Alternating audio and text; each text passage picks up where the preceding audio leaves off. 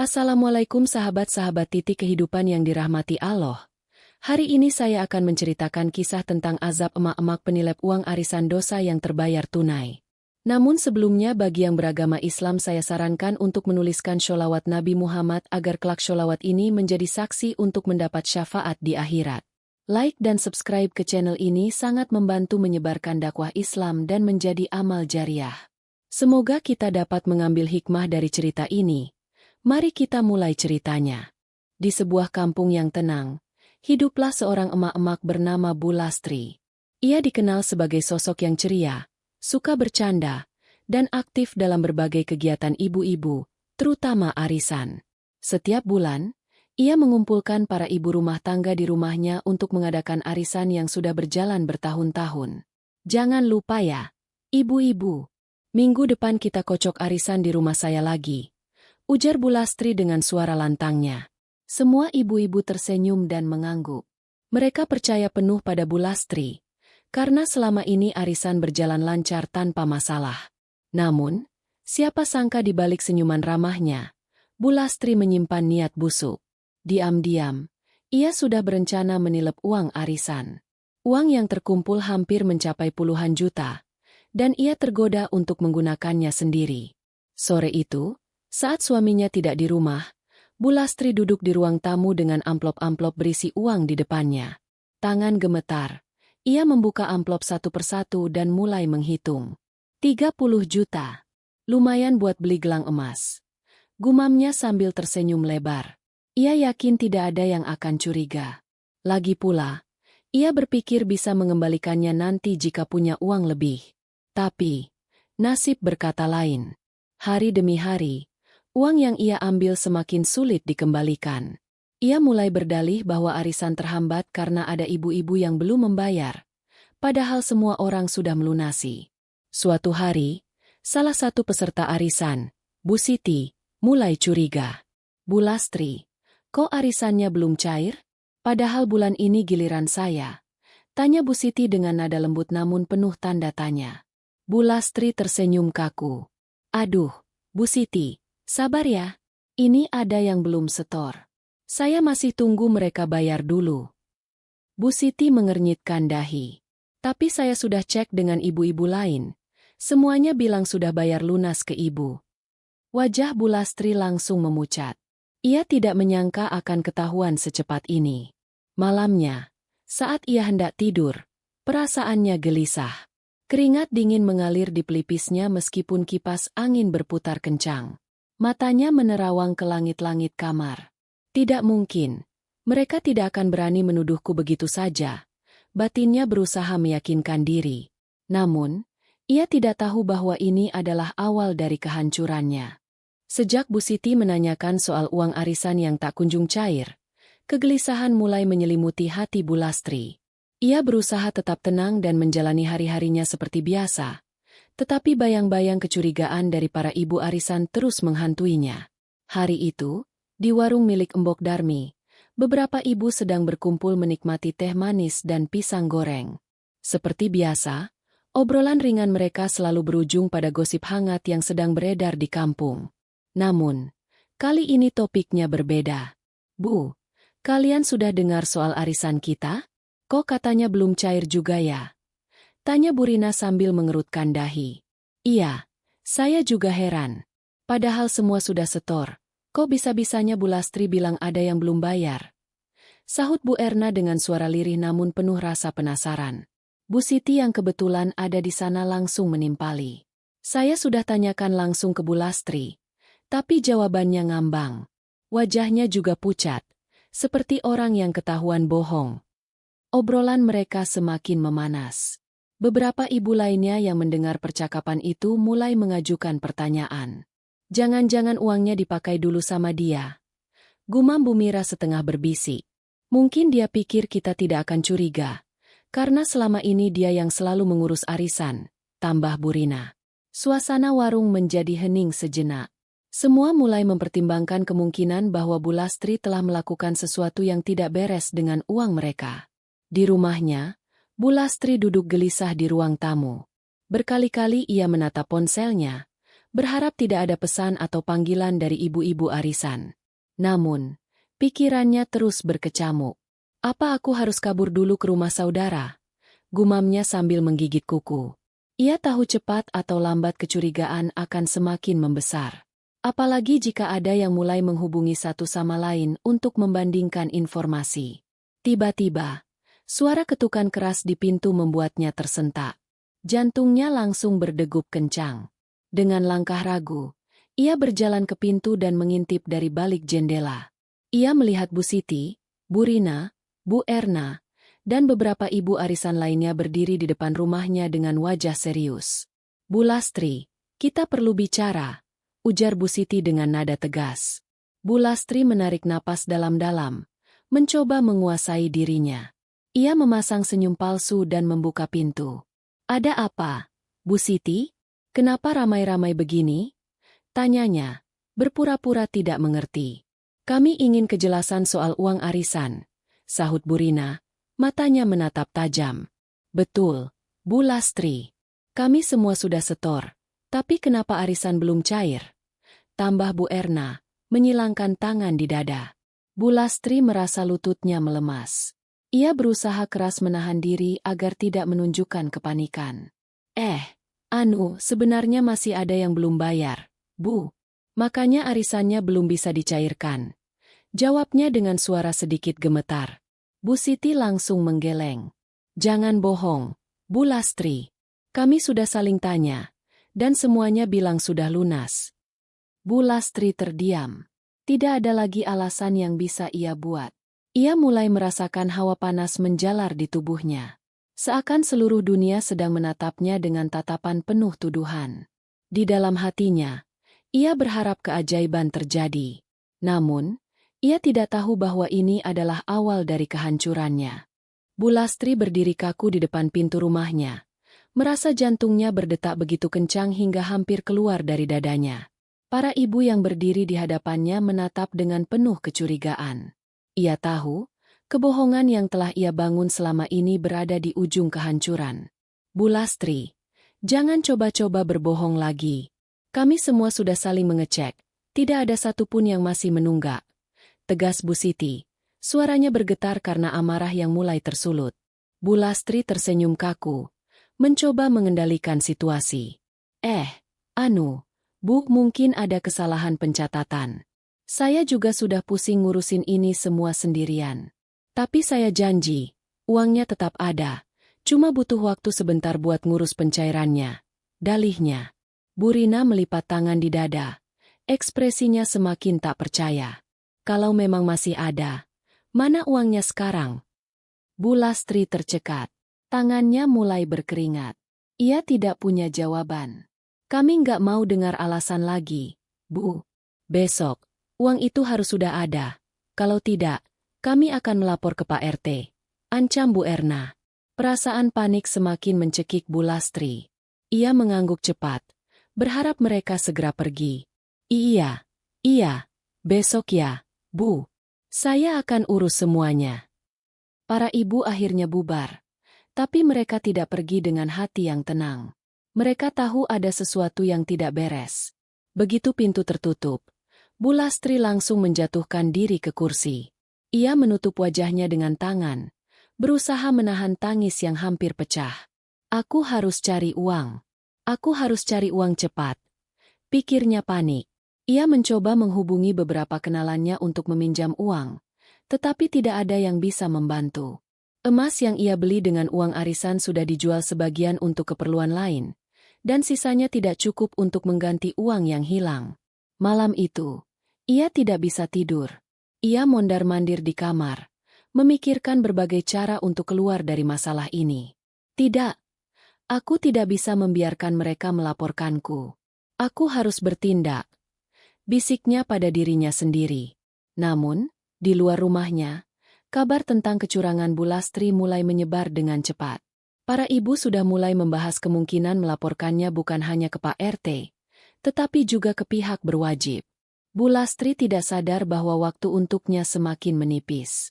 Malam semakin larut, tetapi Bu Lastri masih duduk gelisah di ruang tamu. Suaminya, Pak Harun, Belum pulang dari pekerjaannya sebagai tukang ojek, dan anak-anaknya sudah tertidur pulas. Hanya dirinya yang terjaga, terjebak dalam ketakutan yang semakin mencekik. Tangannya terus menggenggam ponsel, berharap ada keajaiban. Berkali-kali ia mencoba menghubungi kenalan dan saudara jauh untuk meminjam uang, tapi tidak ada yang bisa membantunya. Setiap jawaban yang ia terima sama. "Maaf, saya juga lagi butuh uang." "Aduh, gimana ini? Aku butuh uang secepatnya," desisnya frustasi. Ia melirik lemari tempat ia menyimpan emas sisa dari uang arisan. Dengan cepat, ia mengambilnya dan memasukkan ke dalam tas kecil. Besok pagi, ia harus segera menjualnya sebelum ibu-ibu arisan datang lagi menagih. Namun, nasib berkata lain. Pagi harinya, sebelum Bu Lastri sempat pergi ke toko emas, suara ketukan keras kembali terdengar di pintu rumahnya. Ia terlonjak kaget. Dengan ragu, ia melangkah ke pintu dan mengintip dari balik jendela. Di luar, tidak hanya Bu Siti dan Bu Rina yang datang, tetapi hampir seluruh anggota arisan berdiri di sana. Bahkan Pak RT pun ikut hadir. "Bu Lastri, buka pintunya." Suara Bu Erna terdengar lantang. Bu Lastri merasa kakinya lemas. Ia tahu, kali ini ia benar-benar terpojok. Dengan tangan gemetar, ia membuka pintu. Senyuman palsu yang biasa ia pasang sudah tidak ada lagi. Ia hanya bisa menatap mereka dengan wajah pucat. "Bu Lastri, cukup sudah. Kami semua ingin jawaban sekarang." "Mana uang arisan kami?" tanya Pak RT dengan suara tegas. Bu Lastri menunduk, berusaha menghindari tatapan mereka. "Anu, Pak, uangnya ada, tapi belum bisa dicairkan sekarang." "Kami tidak mau dengar alasan lagi, Bu," potong Bu Rina, suaranya meninggi. "Kalau tidak ada kejelasan hari ini juga, kami akan bawa masalah ini ke polisi." Mendengar kata polisi, tubuh Bu Lastri langsung bergetar. Ia tahu jika ini sampai ke ranah hukum, ia bisa dipenjara. Aku bisa kembalikan uangnya," serunya tiba-tiba, mencoba mempertahankan dirinya. "Tapi beri aku waktu beberapa hari lagi." "Beberapa hari lagi?" Bu Siti tertawa sinis. "Kemarin bilang besok, sekarang minta lagi waktu? Kami sudah cukup sabar, Bu Lastri." Pak RT menghela napas berat. "Bu Lastri, kalau memang ada niat baik, ayo kita selesaikan baik-baik. Tapi kalau tidak, saya tidak bisa mencegah ibu-ibu ini untuk melapor." Air mata mulai menggenang di mata Bu Lastri. Kepalanya terasa pening. Pikirannya berputar-putar. Tidak ada jalan keluar lagi. Dengan suara lemah, ia akhirnya mengakui, uangnya sudah tidak ada. Sejenak, keheningan meliputi mereka. Lalu, tiba-tiba terdengar suara teriakan marah dari beberapa ibu yang langsung berebut maju ke arahnya. "Apa? Jadi benar kau menipu kami? Astagfirullah. Kau makan uang orang seenaknya. Uang itu buat biaya sekolah anakku, Bu Lastri." Bu Lastri mundur selangkah, ketakutan melihat ibu-ibu yang mulai marah. Ia tidak menyangka situasi akan seburuk ini. Pak RT segera melerai. "Tenang, jangan main hakim sendiri." Namun, kemarahan ibu-ibu tidak bisa dibendung. Bu Lastri tahu, ia telah menggali kuburnya sendiri. Dan kini, ia harus menghadapi akibatnya. Bu Lastri mundur dengan langkah gemetar. Tubuhnya melemas saat melihat ibu-ibu yang semakin mendekat dengan wajah penuh kemarahan. Wajah-wajah yang dulu ramah dan penuh tawa kini berubah menjadi penuh kebencian. Tangannya mencengkeram ujung dasternya. Jantungnya berdegup kencang. "Jadi benar kau tilep uang arisan kami?" teriak Bu Rina dengan suara lantang. "Kami kerja keras nyisihin uang buat ikut arisan, malah dihabisin sama kamu," sahut Bu Erna, matanya berkilat marah. "Kau pikir kami ini orang kaya, Bu Lastri? Aku butuh uang itu buat bayar sekolah anakku," seru Bu Siti dengan mata berkaca-kaca. Suasana semakin panas. Seorang ibu mulai melangkah maju, diikuti yang lain. Beberapa bahkan sudah mengepalkan tangan, siap melepaskan emosi yang mereka tahan. Bu Lastri melirik ke arah Pak RT dengan penuh harap, berharap sosok pemimpin kampung itu membelanya. Namun, yang ia lihat hanya ekspresi kecewa dan tatapan tajam yang seolah menyiratkan bahwa tidak ada lagi yang bisa ia lakukan. "Ibu-ibu, harap tenang," ujar Pak RT, mencoba meredam situasi. "Kita selesaikan ini baik-baik." Namun, kata-katanya tak digubris. "Kami sudah cukup sabar, Pak RT. Kalau bukan karena rasa hormat, dari tadi sudah kami seret dia ke kantor polisi," bentak Bu Mira dengan wajah merah padam. "Uang kami mana, Bu Lastri?" bentak Bu Rina sambil melangkah semakin dekat. Bu Lastri menelan ludah, tubuhnya kian gemetar. Ia mencoba berbicara, tetapi suaranya tercekat di tenggorokan. Akhirnya, dengan suara parau, ia berusaha memberi alasan. Saya uangnya ada, tapi masih saya putar dulu. Saya janji akan mengembalikannya." "Kau pikir kami bodoh?" potong Bu Siti. "Uang arisan itu bukan buat diputar-putar. Itu hak kami." Tiba-tiba, tanpa peringatan, Bu Rina menyiramkan air dingin dari ember yang sudah ia siapkan sejak tadi. Ceburan air mengenai wajah dan tubuh Bu Lastri. Ia tersentak, napasnya memburu, matanya terbelalak. Rambut dan pakaiannya basah kuyup, dingin menjalar ke seluruh tubuhnya. "Itu baru hukuman kecil. Kalau besok kau tidak balikin uang kami, jangan salahkan kami kalau lebih dari ini," ancam Bu Rina. Bu Lastri terdiam, terengah-engah. Ia merasakan hawa panas di wajahnya, bukan karena amarah, tetapi karena rasa malu yang luar biasa. Seluruh tetangga yang menyaksikan adegan itu mulai berbisik-bisik. "Astagfirullah, Bu Lastri ternyata menipu ibu-ibu arisan. Padahal selama ini kelihatannya baik. Ya, ternyata ular dalam selimut." "Kasihan ibu-ibu yang tertipu. Uangnya pasti banyak tuh." Bisikan itu semakin menghantam harga diri Bu Lastri. Ia ingin menjerit, ingin membela diri, tetapi tidak ada lagi yang bisa ia katakan. Pak RT akhirnya maju ke depan, mencoba mengambil alih situasi. "Cukup, ibu-ibu. Kita beri Bu Lastri waktu 1 hari. Kalau besok uangnya tidak ada, kita akan serahkan ke pihak berwajib." Suasana mendadak hening. Semua orang saling pandang. "Baik. 1 hari. Kalau besok tidak ada, jangan salahkan kami kalau masalah ini sampai ke kantor polisi," sahut Bu Siti dengan penuh emosi. Ibu-ibu lainnya akhirnya setuju dan satu persatu meninggalkan halaman rumah Bu Lastri. Namun, tatapan tajam mereka masih menusuk, meninggalkan tekanan besar di pundaknya. Saat yang lain sudah pergi, Bu Lastri terduduk di depan pintunya. Tangisnya pecah. Ia menutupi wajahnya dengan kedua tangan. Tubuhnya bergetar hebat. "Apa yang harus aku lakukan? Aku tidak bisa ke penjara," isaknya. Di dalam kepanikannya, pikirannya mulai mencari jalan keluar.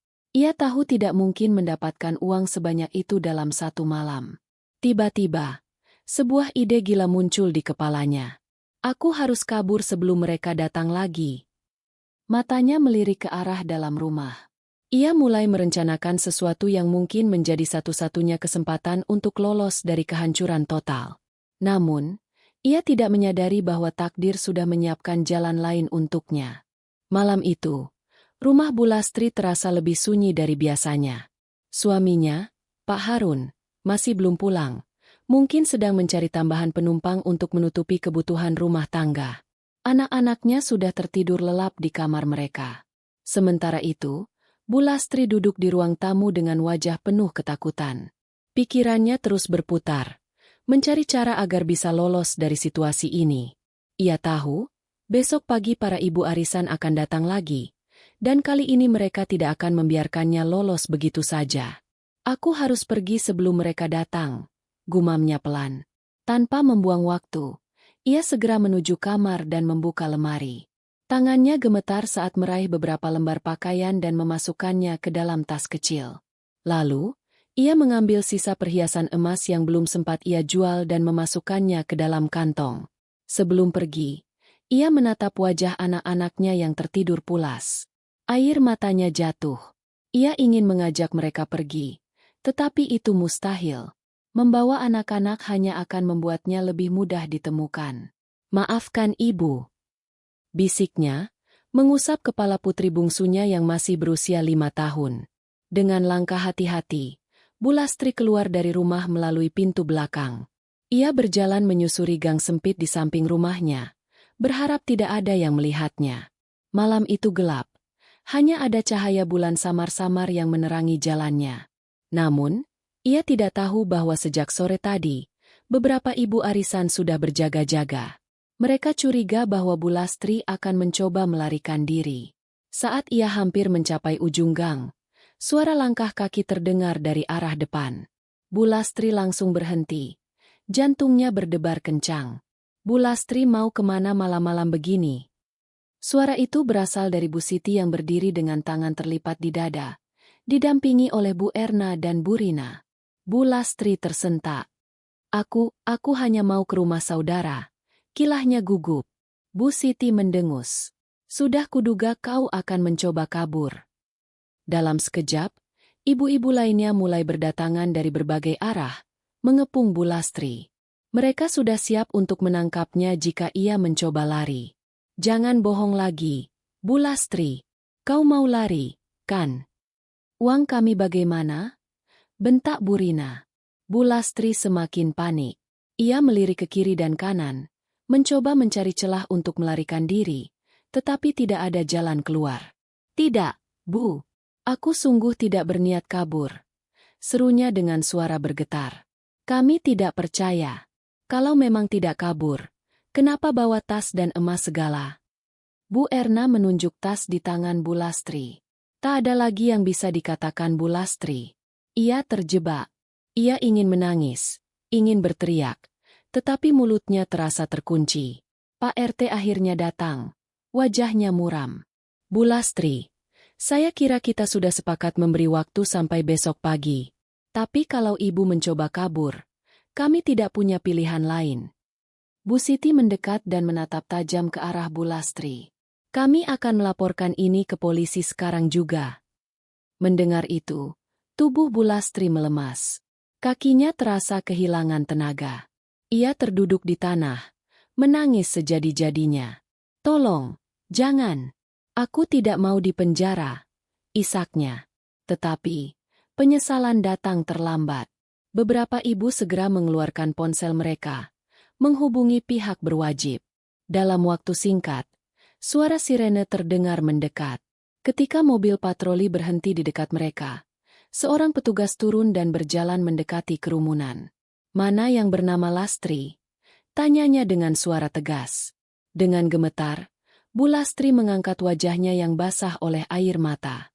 Ayo ikut ke kantor, perintah polisi itu. Bu Lastri mencoba merangkak mundur, tapi dua orang ibu segera menggenggam lengannya erat. Tidak, tolong jangan bawa aku. Suaranya hampir tak terdengar. Namun, semuanya sudah terlambat. Malam itu, Bu Lastri dibawa pergi dengan mobil polisi, meninggalkan kampungnya yang dulu begitu mempercayainya. Sementara itu, ibu-ibu arisan hanya bisa saling pandang dengan perasaan campur aduk, lega karena keadilan mulai ditegakkan, tetapi juga prihatin karena seseorang yang dulu mereka anggap teman ternyata tega menipu mereka. Dan di rumah, anak-anak Bu Lastri tertidur tanpa mengetahui bahwa esok pagi, ibu mereka tidak akan ada di sana lagi. Dingin. Itulah yang pertama kali dirasakan Bu Lastri begitu langkah kakinya memasuki kantor polisi. Tangannya diborgol. Wajahnya basah oleh air mata. Matanya menatap lantai. Tidak berani mengangkat kepala. Semua terasa seperti mimpi buruk yang tidak bisa ia hentikan. Seorang polisi wanita menggiringnya masuk ke dalam ruangan untuk pemeriksaan awal. Nama? Lastri. Jawabnya lirih. Usia? 45 tahun. Polisi itu terus mencatat di berkasnya. Bu Lastri merasa kepalanya pusing, dadanya sesak. Ia tidak menyangka hidupnya yang dulu tenang kini berubah total dalam semalam. Setelah pemeriksaan singkat, ia digiring ke sel tahanan sementara. Jeruji besi dingin itu kini menjadi tempatnya untuk merenungi semua kesalahannya. Sementara itu, di rumahnya, Pak Harun baru pulang setelah seharian menarik ojek. Wajahnya letih, keringat masih menempel di dahinya. Begitu ia masuk ke rumah, suasana terasa berbeda. Rumah tampak kosong. Anak-anak tertidur tanpa ibunya. Ia melangkah ke ruang tamu dan melihat tas Bu Lastri masih tergeletak di kursi. Hatinya mulai dipenuhi rasa gelisah. "Lastri?" panggilnya, berharap istrinya muncul dari dalam kamar. Namun, yang datang bukan istrinya, melainkan suara ketukan keras di pintu. Pak Harun membuka pintu dan mendapati Bu Siti serta Bu Erna berdiri dengan ekspresi serius. "Ada apa ini, Bu?" tanyanya bingung. Pak RT yang ikut hadir akhirnya menjelaskan semuanya.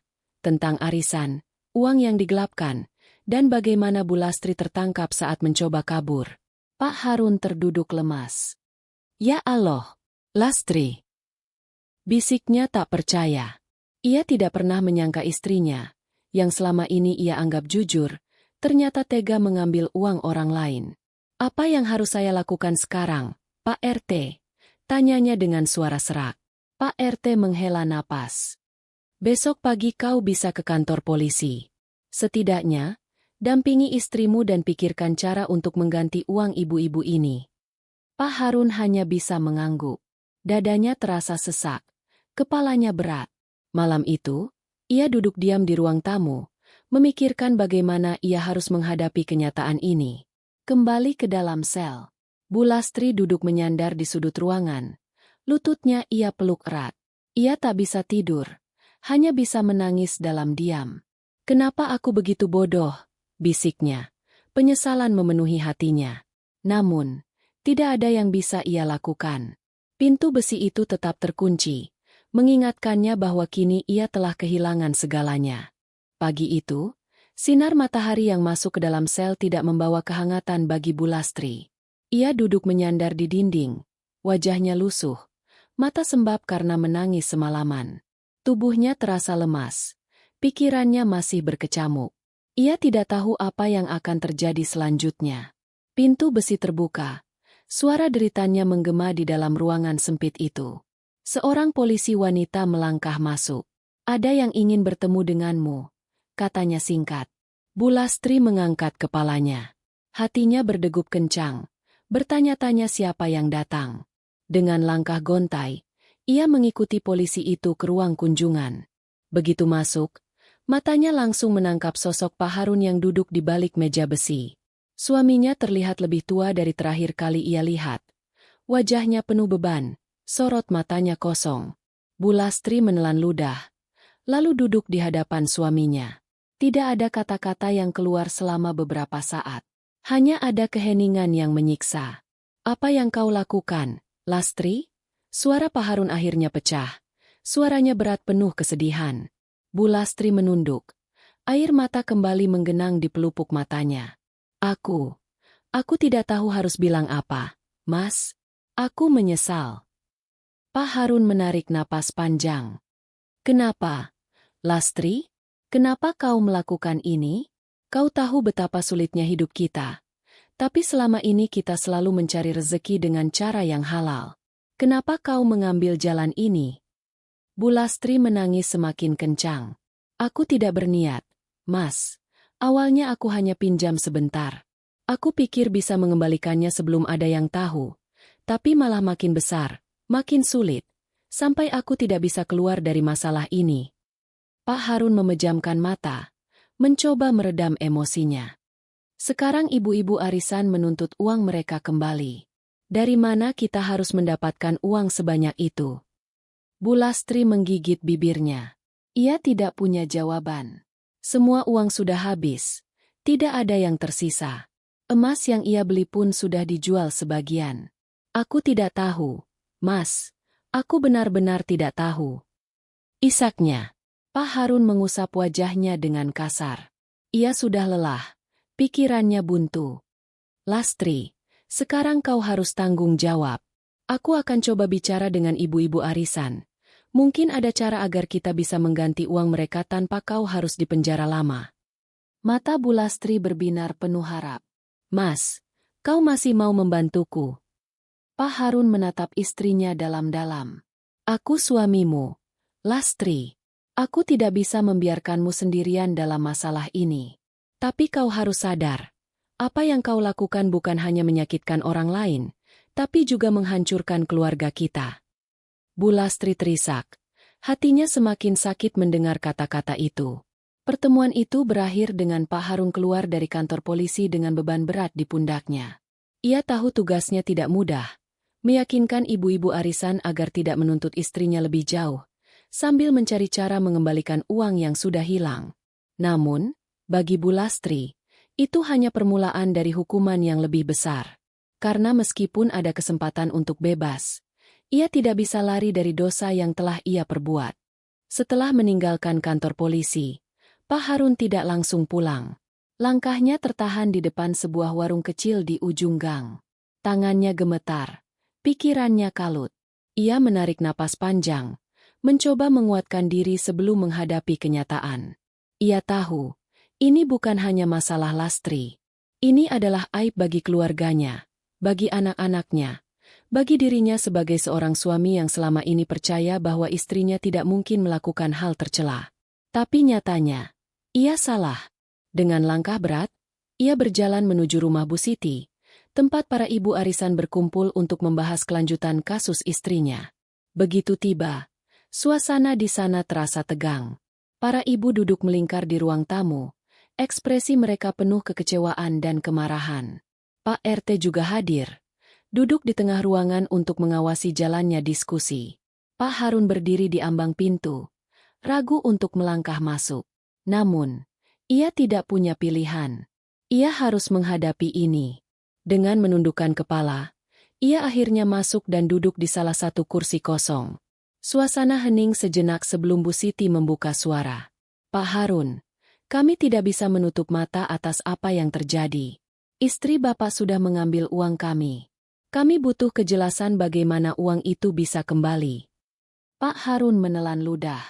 Dengan suara berat, ia menjawab, "Saya tidak akan membela kesalahan istri saya, Bu. Saya pun marah, kecewa. Saya tidak tahu kalau dia melakukan hal seperti ini. Tapi saya mohon, beri kami kesempatan untuk mengganti uang itu sedikit demi sedikit." Bu Rina yang sejak tadi memandangnya dengan tatapan tajam langsung menyahut, "Kesempatan? Setelah semua ini, kami hampir kehilangan semua uang kami. Bagaimana kami bisa percaya kalau uang itu bisa kembali?" Pak Harun menghela napas, menundukkan kepala. "Saya mengerti, Bu. Saya tahu kalian merasa dikhianati. Tapi saya mohon, jangan hukum istri saya terlalu berat. Anak-anak kami masih kecil. Mereka butuh ibunya." Bu Erna mengetuk meja dengan keras. "Pak Harun, kalau memang kalian tidak bisa mengganti, lebih baik Lastri tetap di penjara. Itu konsekuensi dari perbuatannya." Suasana semakin panas. Para ibu mulai berbicara satu sama lain. Suara mereka beradu menjadi gemuruh perdebatan. Ada yang setuju untuk memberi kesempatan. Ada yang ingin masalah ini tetap dibawa ke jalur hukum. Pak RT akhirnya mengangkat tangan, meminta semua untuk tenang. "Saya kira kita semua tidak ingin membuat keputusan yang gegabah. Uang ini memang harus dikembalikan. Itu tidak bisa ditawar. Tapi, kita juga harus ingat, ada anak-anak yang akan kehilangan ibunya jika Lastri di penjara terlalu lama. Saya ingin mendengar usulan yang bisa adil bagi kedua belah pihak." Ruangan kembali hening. Para ibu saling berpandangan, lalu Bu Siti akhirnya bersuara. "Pak Harun, kalau Bapak memang berniat mengganti uang ini, bagaimana jika kita buat perjanjian tertulis? Bapak bisa mencicil uangnya dalam waktu yang sudah ditentukan. Jika sampai batas waktu yang disepakati uang itu tidak kembali, kami akan tetap melanjutkan laporan ke polisi." Pak Harun menatap Bu Siti, lalu kepada ibu-ibu lainnya. Ia melihat beberapa dari mereka mengangguk pelan, setuju dengan usulan itu. Ia langsung mengangguk cepat. "Saya setuju, Bu Siti. Saya akan bekerja keras untuk mengganti uang kalian semua, meskipun harus mencicil. Saya janji." Bu Mira yang sedari tadi diam akhirnya angkat bicara. Suaranya lebih tenang dibanding yang lain. "Baiklah, kalau begitu, kita sepakati batas waktu 3 bulan. Kalau dalam waktu itu masih belum ada pengembalian yang cukup, kami tidak akan ragu membawa kasus ini ke ranah hukum." Pak RT mengangguk. Kesepakatan ini akan kita buat tertulis dan ditandatangani oleh semua pihak, agar tidak ada yang merasa dirugikan nantinya. Pak Harun menghela napas lega. Terima kasih, Bu Siti. Terima kasih semuanya. Saya benar-benar berjanji akan menyelesaikan ini. Salah satu ibu mengambil kertas dan mulai menulis perjanjian tersebut, disaksikan oleh Pak RT. Setelah selesai, satu persatu mereka membubuhkan tanda tangan, termasuk Pak Harun. Kesepakatan akhirnya dibuat. Para ibu masih belum sepenuhnya percaya, tetapi mereka memberi kesempatan. Sementara itu, di dalam sel, Bu Lastri duduk termenung di sudut ruangan. Lututnya ia peluk erat. Ia tidak bisa tidur, hanya bisa menangis dalam diam. Ketika pintu sel terbuka dan seorang polisi wanita masuk, ia mengangkat wajahnya yang sembab. Lastri, suamimu sudah membuat kesepakatan dengan ibu-ibu arisan. Kau bisa keluar, tetapi dengan syarat uang itu harus dikembalikan dalam waktu 3 bulan. Bu Lastri terperangah. Aku bebas.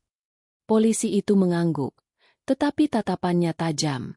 Bebas bukan berarti kau lepas dari tanggung jawab. Kau masih harus mengganti semua yang kau ambil. Jika tidak, kau akan kembali ke sini. Bu Lastri langsung menangis. Ia tidak bisa mempercayai ini. Ketika pintu sel terbuka dan ia melangkah keluar, hatinya masih dipenuhi penyesalan. Ia tahu bahwa meskipun ia terbebas dari jeruji besi, ia masih harus menghadapi hukuman yang jauh lebih berat, kehilangan kepercayaan orang-orang yang dulu menghormatinya. Bu Lastri melangkah keluar dari kantor polisi dengan langkah gontai. Udara pagi terasa dingin menusuk kulitnya. Tetapi yang lebih menusuk adalah tatapan orang-orang yang menyaksikannya. Ia tahu, sejak hari ini, kehidupannya tidak akan pernah sama lagi. Di depan gerbang kantor polisi, Pak Harun sudah menunggu. Wajahnya masih terlihat lelah. Garis-garis kecemasan semakin jelas terpahat di wajahnya. Begitu melihat istrinya keluar, ia tidak langsung menyambutnya dengan pelukan atau kata-kata hangat. Ia hanya berdiri diam, menatap istrinya dengan mata yang penuh dengan kekecewaan yang sulit disembunyikan. Bu Lastri mencoba tersenyum, meski bibirnya terasa begitu berat. "Mas!" Suaranya bergetar. Pak Harun menghela napas panjang sebelum akhirnya menjawab. "Ayo pulang." Perjalanan pulang terasa begitu sunyi. Bu Lastri duduk di boncengan motor dengan kepala tertunduk. Tidak ada kata-kata yang keluar dari mulutnya. Tidak ada lagi alasan atau pembelaan diri. Ia tahu, tidak ada gunanya. Begitu tiba di rumah, ia disambut dengan pemandangan yang menyayat hati. Anak-anaknya berdiri di depan pintu, menatapnya dengan kebingungan. Si bungsu langsung berlari ke arahnya, memeluknya erat. "Ibu kemana saja? Kenapa ibu lama sekali?" tanyanya polos. Bu Lastri tidak bisa menjawab. Ia hanya memeluk anaknya erat. Air matanya jatuh tanpa bisa ditahan. Namun, anak-anak yang lebih besar hanya diam. Mereka tahu ada sesuatu yang salah, meskipun tidak sepenuhnya mengerti apa yang terjadi. Pak Harun melepas helmnya dan berjalan masuk tanpa berkata apa-apa. Bu Lastri tahu, suaminya belum bisa memaafkannya sepenuhnya. Hari-hari setelah kepulangannya terasa seperti mimpi buruk. Setiap kali ia melangkah keluar rumah, tatapan sinis dari para tetangga menusuknya seperti belati. Bisik-bisik terdengar di mana-mana. Itu dia, si Bu Lastri yang makan uang arisan. Berani sekali dia keluar rumah setelah apa yang dia lakukan. Kasihan suaminya, harus menanggung malu. Bu Lastri hanya bisa menunduk, menerima semua hinaan itu dalam diam. Tidak ada lagi yang mau menyapanya seperti dulu. Bahkan, di warung dekat rumah, pemiliknya menolak untuk melayani ketika ia hendak membeli beras. "Maaf, Bu Lastri. Saya nggak mau ada masalah. Coba beli di tempat lain saja." Hatinya semakin hancur. Ia tidak menyangka dampaknya akan sebesar ini. Namun, ia tahu ini adalah harga yang harus ia bayar. Sementara itu, Pak Harun bekerja lebih keras dari sebelumnya. Ia menerima orderan ojek hingga larut malam. Bahkan mulai mencari pekerjaan sampingan. Ia tidak banyak bicara dengan Bu Lastri, tetapi ia tetap menafkahinya dan anak-anak mereka. Suatu malam, Bu Lastri memberanikan diri berbicara dengannya. Mas, aku ingin membantu. Aku ingin bekerja juga, supaya bisa membantu mengganti uang arisan. Pak Harun menatapnya sejenak, lalu menghela napas. Orang-orang sudah tidak percaya padamu. Lastri, siapa yang mau mempekerjakanmu? Kata-kata itu menusuk hatinya. Ia tahu suaminya tidak bermaksud jahat, tetapi itulah kenyataannya. Namun, ia tidak menyerah. Dengan penuh tekad, ia mulai menjual makanan kecil secara diam-diam. Ia membuat gorengan dan menitipkannya ke warung-warung di luar kampung, tempat orang-orang tidak mengenalnya. Sedikit demi sedikit, ia mengumpulkan uang untuk mencicil hutangnya. Tetapi, tidak peduli seberapa keras ia berusaha, ada satu hal yang tidak bisa ia beli kembali, kepercayaan orang-orang. 3 bulan berlalu. Dengan usaha keras Pak Harun dan sedikit bantuan dari hasil jualan Bu Lastri, mereka berhasil mengembalikan sebagian uang arisan. Namun, jumlahnya masih jauh dari cukup. Bu Siti dan para ibu arisan akhirnya mengambil keputusan. Mereka tidak akan melaporkan Bu Lastri ke polisi lagi, tetapi mereka juga tidak akan pernah menerimanya kembali ke dalam lingkungan mereka.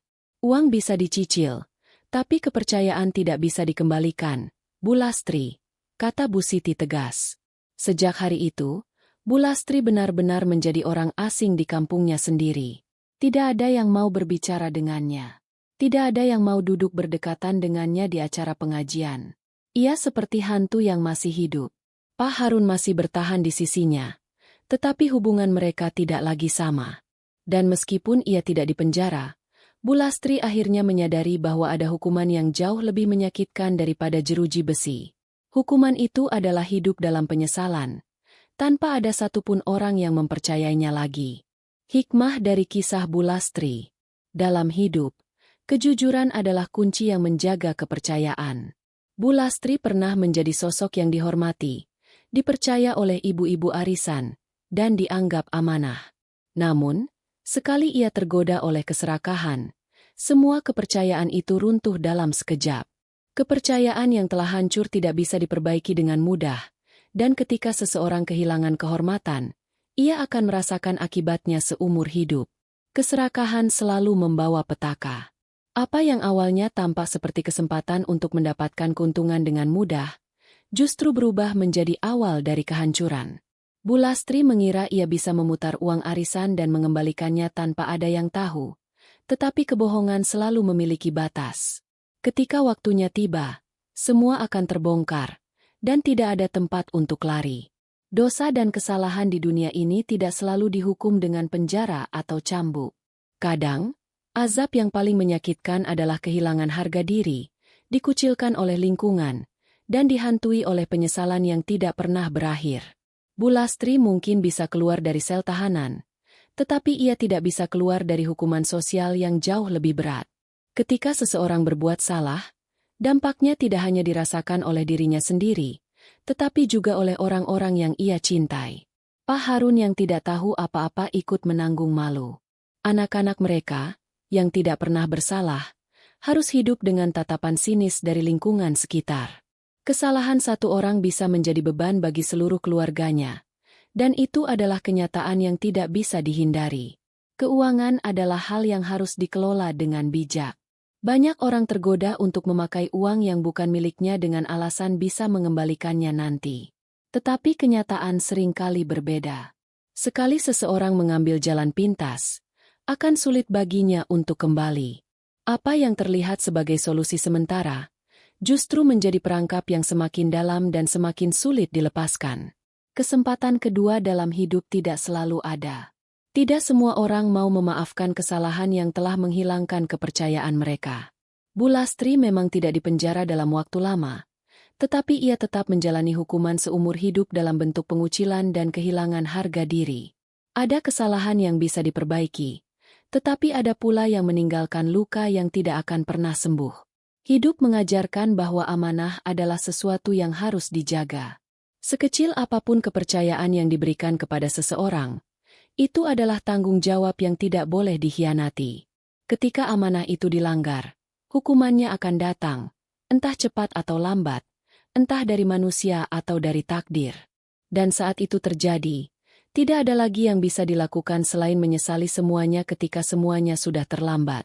Semoga kisah ini menjadi pengingat bahwa kejujuran dan tanggung jawab adalah harta yang lebih berharga dari emas dan berlian. Sebab, sekali seseorang kehilangan kehormatan, tidak ada kekayaan di dunia ini yang bisa membelinya kembali.